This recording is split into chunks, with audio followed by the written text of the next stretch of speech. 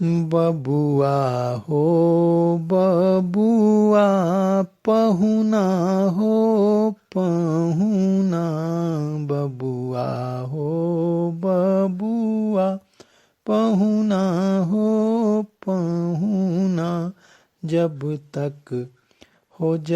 तक पूरे ना हो फेरे साथ, हो जब तक पूरे ना हो फेरे साथ, हो तब तक दुल्हीन नहीं दूल्हा की, हो जब तक पूरे ना हो फेरे साथ, हो तब तक बबूनी नहीं बबुआ की, जब तक पूरे ना हो फेरे साथ।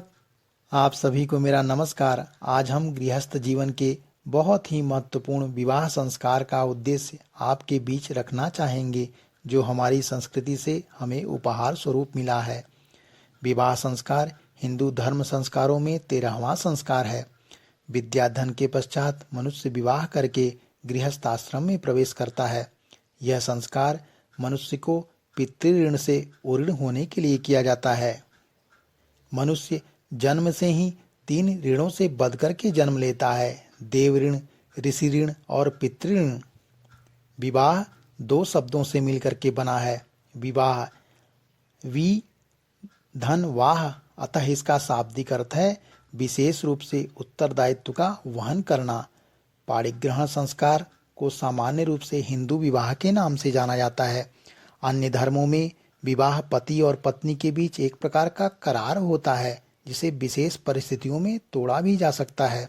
परंतु हिंदू विवाह पति और पत्नी के बीच जन्म जन्मांतरों का संबंध होता है, जिसे किसी भी परिस्थिति में नहीं तोड़ा जा सकता। अग्नि के 7 फेरे लेकर के और ध्रुव तारे को साक्षी मान करके 2 तन, मन और आत्मा एक पवित्र बंधन में बंध जाते हैं। हिंदू विवाह में पति और पत्नी के बीच शारीरिक संबंध से अधिक आत्मिक संबंध होता है और इस संबंध को अत्यंत पवित्र माना जाता है। विवाह संस्कार का उद्देश्य 2 शरीर, 2 मन, बुद्धि, 2 हृदय, 2 प्राण और 2 आत्माओं का समन्वय करके अगाध प्रेम के व्रत को पालन करने वाले दंपति उमा महेश्वर के प्रेम आदर्श को धारण करना है। हिंदू संस्कृति में विवाह कभी ना टूटने वाला एक परम पवित्र धार्मिक संस्कार और यज्ञ है। विवाह में 2 प्राणी, वर और वधू, अपने अलग अलग अस्तित्वों को समाप्त करके एक सम्मिलित इकाई का निर्माण करते हैं और एक दूसरे को अपनी योग्यताओं और भावनाओं का लाभ पहुंचाते हुए गाड़ी में लगे 2 पहिए की तरह प्रगति पथ पर बढ़ते चले जाते हैं। यानी विवाह 2 आत्माओं का पवित्र बंधन है, जिसका उद्देश्य मात्र इंद्रिय सुखभोग नहीं, बल्कि पुत्र उत्पन्न करना, संतानोत्पन्न करके एक परिवार की नींव डालना है। सृष्टि के आरंभ में विवाह जैसी कोई प्रथा नहीं थी। कोई भी पुरुष किसी भी स्त्री से यौन संबंध बना करके संतान उत्पन्न कर सकता था। पिता का ज्ञान न होने से मातृपक्ष को ही प्रधानता थी तथा संतान का परिचय माता से ही दिया जाता था। यह व्यवस्था वैदिक काल तक चलती रही। इस व्यवस्था को परवर्ती काल में ऋषियों ने चुनौती दी और इसे पाशविक संबंध मानते हुए नए वैवाहिक नियम बनाए। ऋषि श्वेत केतु का एक संदर्भ वैदिक साहित्य में आया है कि उन्होंने मर्यादा की रक्षा के लिए विवाह प्रणाली की स्थापना की और तभी से कुटुंब व्यवस्था का श्री गणेश हुआ। आजकल बहुप्रचलित और वेद मंत्रों द्वारा संपन्न होने वाले विवाहों को ब्रह्म विवाह कहते हैं। इस विवाह की धार्मिक महत्ता मनु ने इस प्रकार लिखी है: 10 पूर्वान परान्वस्यान आत्मनं चैकविंसकं, ब्राह्मी पुत्र सुकृतकृन मोचयेदेन सह पितृन। ब्राह्मी पुत्र सुकृतकृन मोचयेदेन सह पितृन। अर्थात ब्रह्म विवाह से उत्पन्न पुत्र अपने कुल की 21 पीढ़ियों को पाप मुक्त करता है, 10 अपने आगे की और 10 अपने पीछे की, और एक स्वयं की। भविष्य पुराण में लिखा है कि जो लड़की को अलंकृत कर ब्रह्म विधि से विवाह करते हैं वह निश्चय ही अपने 7 पूर्वजों और 7 वंशजों को नरक भोग से बचा लेते हैं। आश्वलायन ने तो यहाँ तक लिखा है कि इस विवाह विधि से उत्पन्न पुत्र 12 पूर्वजों और 12 अवर्णों को पवित्र करता है। तस्याम जातो द्वादशावरन द्वादश पूर्वान पुनाति। भारतीय संस्कृति में अनेक प्रकार के विवाह प्रचलित रहे हैं। मनुस्मृति के अनुसार विवाह ब्रह्म, देव, आर्ष, प्राजापत्य, असुर, गंधर्व, राक्षस और पैशाच 8 प्रकार के होते हैं। इसमें से प्रथम 4 श्रेष्ठ और अंतिम 4 निकृष्ट माने जाते हैं। विवाह के लाभों में यौन तृप्ति, वंश वृद्धि, मैत्री लाभ, साहचर्य सुख, मानसिक रूप से परिपक्वता, दीर्घायु, शारीरिक और मानसिक स्वास्थ्य की प्राप्ति प्रमुख है। इसके अलावा समस्याओं से जूझने की शक्ति और प्रगाढ़ प्रेम संबंध से परिवार में सुख शांति मिलती है। इस प्रकार विवाह संस्कार सारे समाज के एक सुव्यवस्थित तंत्र का स्तंभ है। हिंदू विवाह भोग लिप्सा का साधन नहीं है, यह एक धार्मिक संस्कार है। संस्कार से अंतः शुद्धि होती है और शुद्ध अंतःकरण में तत्वज्ञान और भगवत प्रेम उत्पन्न होता है, जो जीवन का चरम और परम पुरुषार्थ है। मनुष्य के ऊपर देव ऋण, ऋषि ऋण और पितृ ऋण, ये 3 प्रकार के ऋण होते हैं। यज्ञ याज्ञादि से देव ऋण, स्वाध्याय से ऋषि ऋण तथा विवाह करके पितरों के श्राद्ध तर्पण के योग्य धार्मिक और सदाचारी पुत्र उत्पन्न करके पितृ ऋण का परिशोधन होता है। इस प्रकार पितरों की सेवा तथा सदधर्म का पालन करने की परंपरा सुरक्षित रखने के लिए संतान उत्पन्न करना विवाह का परम उद्देश्य है। यही कारण है कि हिंदू धर्म में विवाह को एक परम पवित्र संस्कार के रूप में मान्यता दी गई है। हिंदू धर्म में विवाह बेहद अहम होता है और वर वधू समेत पूरे परिवार के लिए यह बहुत मायने रखता है। हिंदू धर्म में विवाह का बंधन जन्म जन्मांतर का बंधन माना जाता है। ग्रंथों में विवाह के स्वरूप को व्याख्यायित किया गया है। इसमें कहा गया है कि 2 शरीर, 2 मन, 2 बुद्धि, 2 हृदय, 2 प्राण और 2 आत्माओं का मेल ही विवाह है। अग्नि के 7 फेरे लेकर के और ध्रुव तारा को साक्षी मान करके 2 तन, मन तथा आत्मा एक पवित्र बंधन में बंध जाते हैं। हिंदू विवाह में पति और पत्नी के बीच शारीरिक संबंध से अधिक आत्मिक संबंध होता है और इस संबंध को अत्यंत पवित्र माना गया है। हिंदू धर्म के अनुसार 7 फेरों के बाद शादी की रस्म पूरी होती है। 7 फेरों में दूल्हा और दुल्हन दोनों से 7 वचन लिए जाते हैं। यह 7 फेरे ही पति पत्नी के रिश्तों को 7 जन्मों तक बांध करके रखते हैं। हिंदू विवाह संस्कार के अंतर्गत वर वधू अग्नि को साक्षी मान करके अग्नि के चारों ओर घूम करके पति पत्नी के रूप में एक साथ सुख से जीवन बिताने के लिए प्रण करते हैं और इसी प्रक्रिया में दोनों 7 फेरे लेते हैं, जिसे सप्तपदी भी कहा जाता है। और यह 7 फेरे पद 7 वचन के साथ लिए जाते हैं। हर फेरे का एक वचन होता है जिसे पति पत्नी जीवन भर साथ निभाने का वादा करते हैं।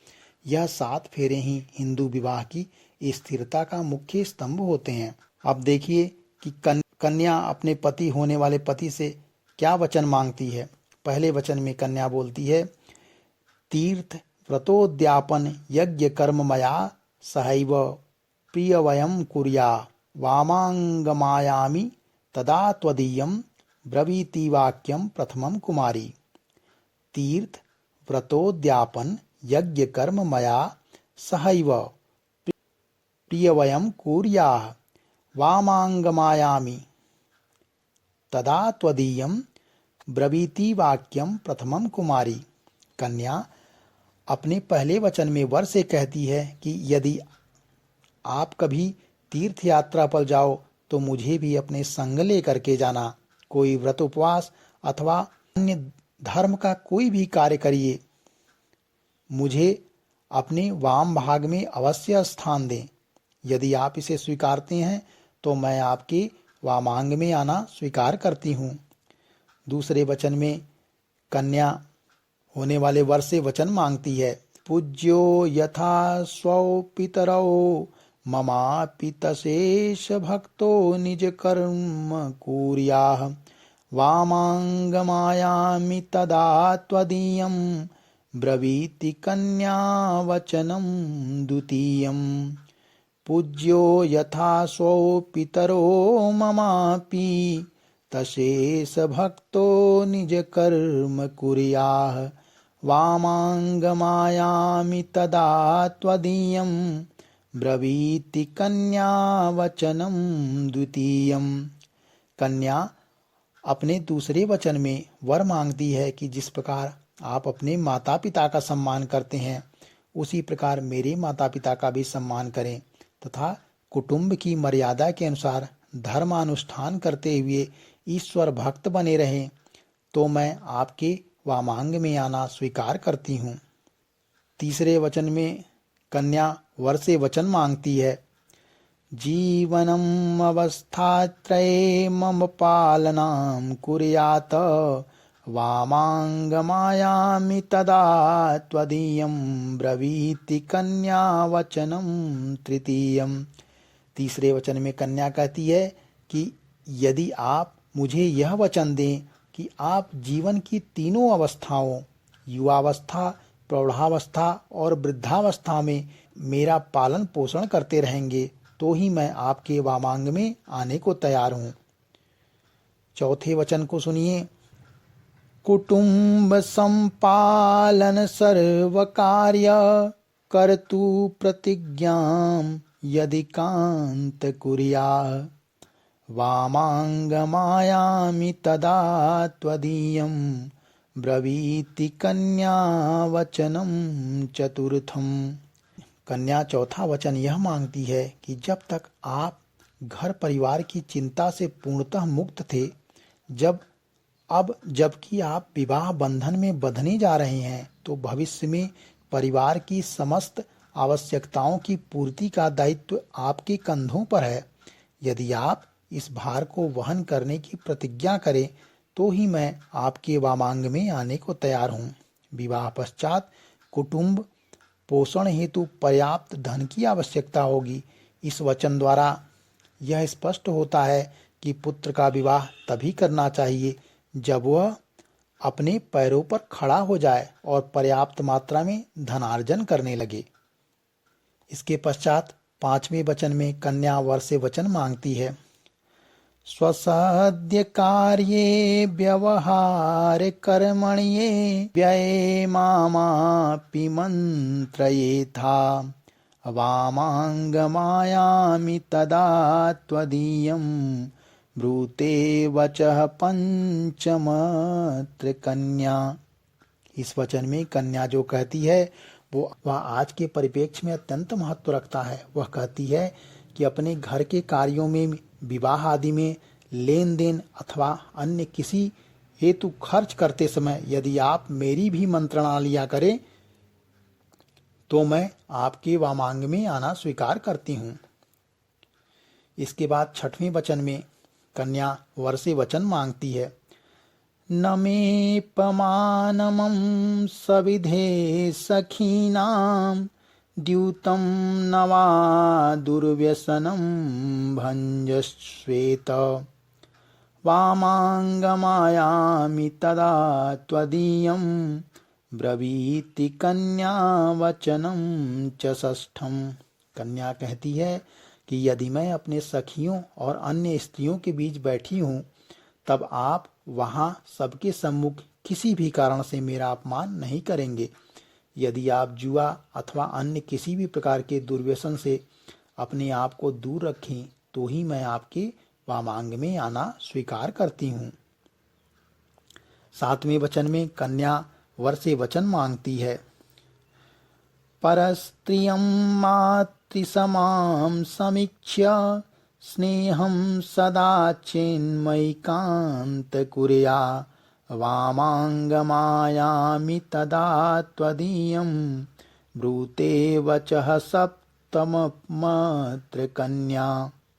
अंतिम वचन के रूप में कन्या ये वर मांगती है कि आप पराई स्त्रियों को माता के समान समझेंगे और पति पत्नी के आपसी प्रेम के मध्य अन्य किसी को भागीदार नहीं बनाएंगे। यदि आप मुझे यह वचन देते हैं तो ही मैं आपके वामांग में आना स्वीकार करती हूँ।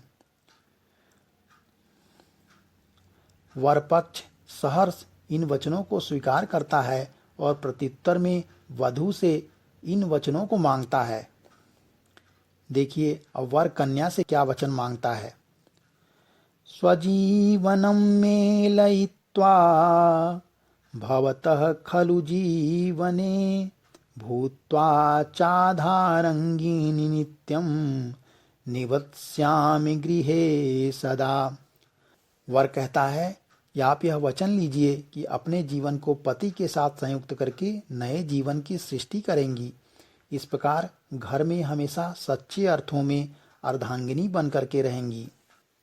इसके पश्चात शिष्ठता पूर्वकं सवैर परिवार जनैः सह औदार्येण विधास्यामि व्यवहारं च कोमलम्।